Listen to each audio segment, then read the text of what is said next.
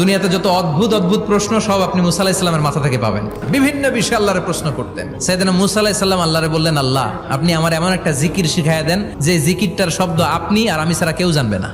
দিনে রাতে সব সময় এই জিকির আমি করব, আপনারে ডাকবো, কিন্তু শর্ত হলো এই জিকিরটা জানবে শুধু আপনি আর জানবো শুধু আমি। আল্লাহ বললেন, মুসা পড়ো লা ইলাহা।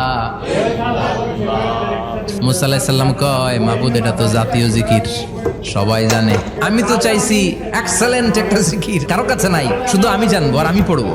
আল্লাহ বললেন, মুসা এই লা ইলাহাকে যদি এক পাল্লায় রেখে দাও, তাম বিশ্ব, 7 আকাশ 7 জমিনটারে তুলে যদি তুমি আরেক পাল্লায় রেখে দাও, লা রাজাহাত কাফাতু লা ইলাহা ইল্লাল্লাহ, মুহূর্তের মধ্যে লা ইলাহার পাল্লা ভারী হয়ে যাবে।